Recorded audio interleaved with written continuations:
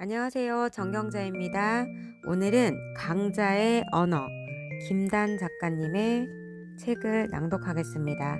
자유로운 나를 완성하는 첫 번째 아비투스 수업.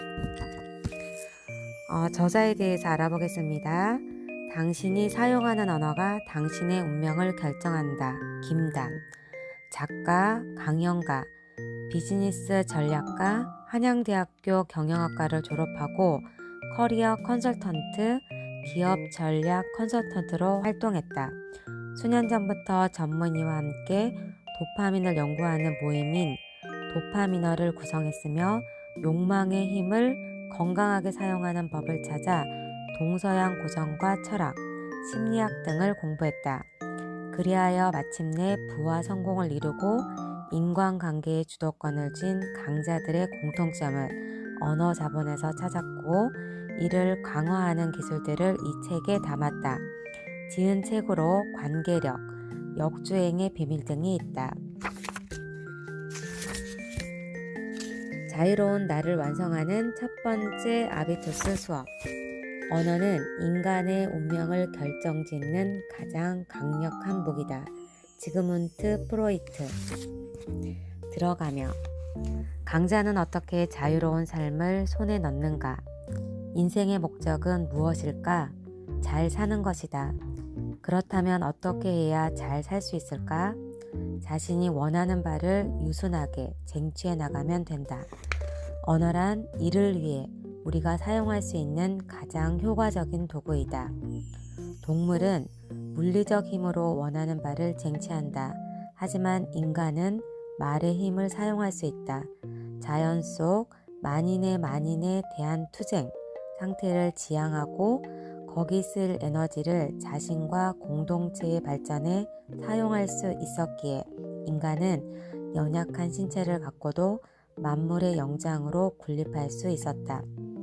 동서양을 막론하고 말의 힘을 능숙하게 다룰 줄 아는 이들은 무리를 이끄는 리더가 되거나 큰 부를 손에 얻거나 자신에게 닥친 위기를 슬기롭게 극복하는 등 인생을 잘 살아갈 수 있었다. 하지만 비슷한 내용의 말을 해도 누군가는 실속 없이 떠벌리지만 누군가는 몇 마디로 원하는 것을 쉽게 얻는다. 둘의 차이는 무엇일까? 고대 그리스에서는 말의 힘을 부여하는 요소를 세 영역으로 나누어 이해했다.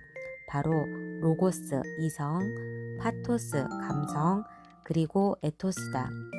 앞선 두 영역의 화술과 관련이 있다면 에토스는 체형, 옷차림, 목소리, 성실성, 카리스마 등 그 사람의 삶 자체에서 비롯된 전반적인 품격과 태도를 뜻한다.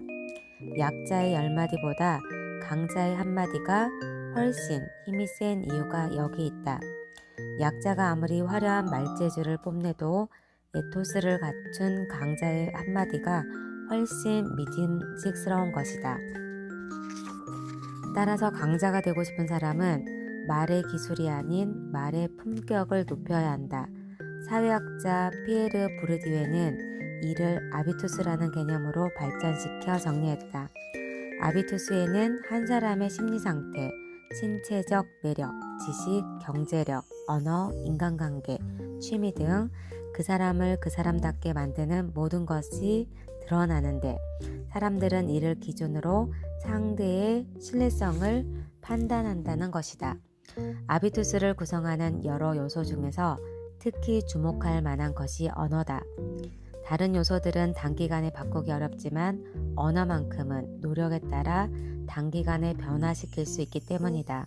희곡, 뮤지컬, 영화 등으로 널리 사랑받았던 마이 페이 레이디라는 작품에서 음성학자 하긴스는 친구들과 짓궂은 내기를 한다.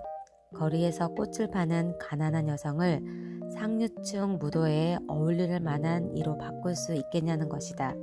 그리고 히긴스는 6개월 만에 그녀를 완벽한 사교계의 스타로 만들어낸다. 발음, 교정, 자세, 섬세함, 표현 등의 언어 습관을 교정해 가난한 여성을 품격 있는 교양인으로 만든 것이다. 이 책의 목표는 히긴스의 것과 같다. 독자에게 강자의 언어 습관을 익혀 최상층의 아비투스를 갖추게 하는 것이다. 하지만 여기서 언어 습관은 단순한 말재주를 말하는 게 아니다. 브리디웨는 아비투스를 에토스와 엑스스로 구분했는데 전자는 개인의 판단에 영향을 끼치는 가치 체계, 후자는 그 가치를 실천하는 구체적 습관이나 행위를 말한다. 즉 이 책은 강자의 엑스씨뿐만 아니라 에토스도 함께 기르는 목표를 한다. 이로써 강력한 언어 자본을 갖춰 적게 말하면서도 많이 얻으며 자유롭게 살기를 바란다. 사람들의 감정을 자극하는 화려한 수사나 빗장같이 단단한 논리는 있으면 좋으나 없어도 큰 지장이 없다. 오히려 그런 것들은 타인의 반감을 사기 쉬워 우리가 진정으로 원하는 것들을 얻는데 방해가 될 때도 있다. 그래서 동서고금 위대한 사상가들은 한결같이 이렇게 말한다. 힘있는 말은 다정하고 조용한 말이다. 랄프 알도 에머슨. 인간에겐 입이 하나, 귀가 2개 있다. 말하는 것보다 듣는 것을 2배로 하라는 뜻이다. 탈무드. 말재주를 어디에 쓰겠는가?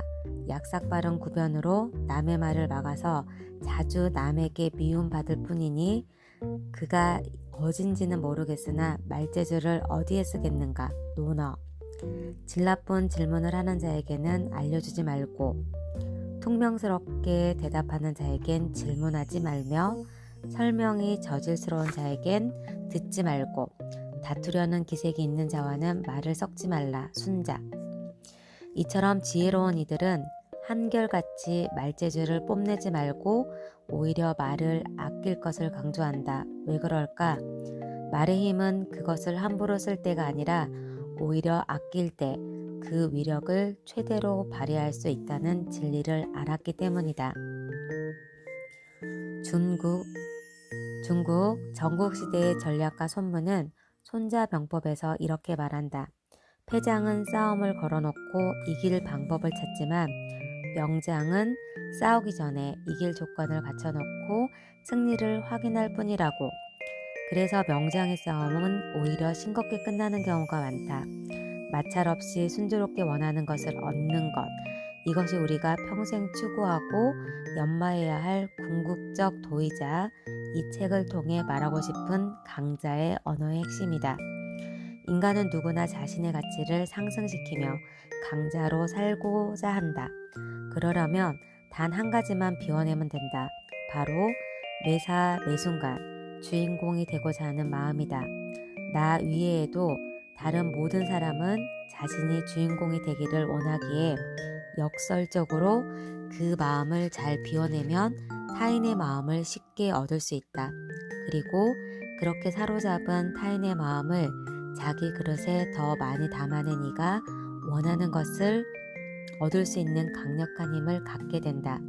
강자에게 필요한 것은 힘을 뽐내는 용맹한 병사의 손이 아니다. 전장을 넓게 바라보고 장기말을 움직이는 전략가의 날카로운 눈이다. 그걸 손에 넣을 수만 있다면 우리는 분명 인생에서 더 많은 것을 이뤄낼 수 있다. 예술가 미켈란젤로는 진정한 아름다움은 모든 과잉을 제거하는 것이라고 말했다. 언제나 본질은 간명하다. 그 사실을 망각한 기술은 겉으로는 아무리 화려해 보여도 결국 허무하고 실속이 없다. 이 책은 그런 잔기술이 아닌 말의 본질을 잘 이해하고 그것을 자신의 언어 자본으로 삼아 제대로 활용하기 위한 여러 화두를 던진다. 화두는 그 자체로 진리는 아니지만 진리에 도달할 수 있는 시작점을 여는 훌륭한 도구다. 여러분이 이 책을 통해 각자의 경험과 지혜를 버무려 자신만의 도를 도달하기를, 그래서 당당하고 자유로운 강자로 살아가기를 바란다. 오늘은 여기까지 낭독하겠습니다. 감사합니다.